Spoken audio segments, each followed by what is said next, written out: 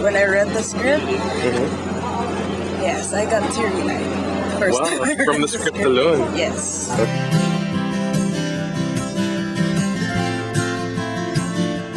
About the movie, how do you feel about the story, the theme, everything? Oh, I like it. First read the script. It's like, oh, this is surprisingly fast-paced. It's engaging. It's quite touched.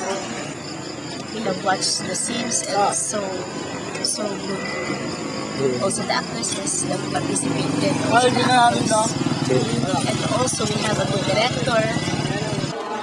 Actually, nakakatuwa dito kasi napaka-simple ng story and yet napaka-rich nung laman.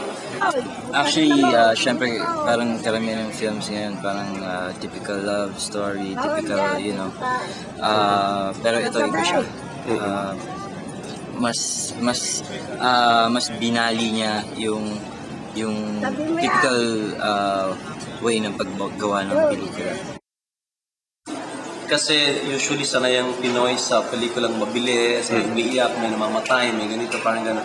Ang parang klase ng pelikula niya yung parang European na slow, pero yung mga nuances, yung mga little things,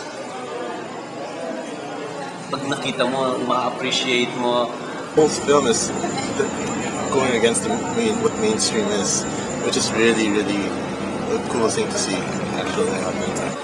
It is always a metaphor about life that winning, ano yun nangyayari yan sa buhay ng tao kahit ano pa yung field na pinagdadaanan. Okay, rolling! Okay, standby and protect! Rolling!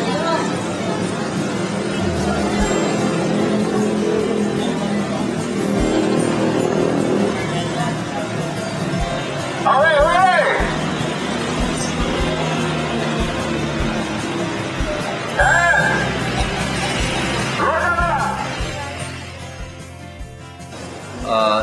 It's a simple but it's a very rich and beautiful film, sabi ko, with a beautiful story, sabi ko, magandang mangyayari dito.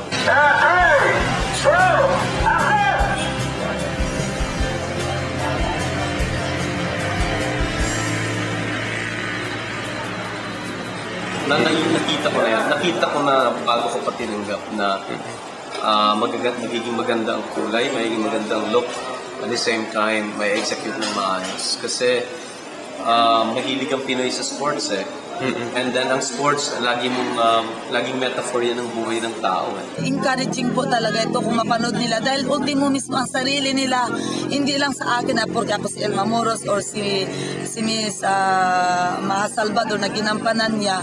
Pag napanood niya, hindi talaga ito daya talagang totoo talaga ito, nangyayari talaga ito kahit sa akin na ordinaryo ako na bilang atleta Kahit gaano kaganda yung technical aspect ng isang storya, you know, with all your effects and, you know, everything else. The soul of the film cannot be cheated. You know, you can always know if it's sincere or dinadaan ka lang sa kwento, you know.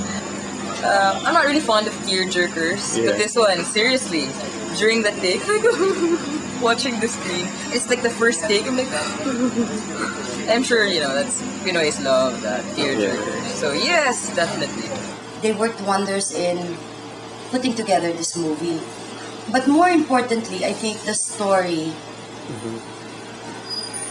weighs in so much more because we are so used to melodramatic stories of hysterical actors and too many crying scenes and all that. And in the end, you feel depressed when you leave the theater house. But for this movie, you gotta watch it because not only is it visually arresting, it will capture your heart. In the end, when the film finishes, you will feel a tug in your heart, and you will feel inspired and all these positive vibrations that you will get from the story itself.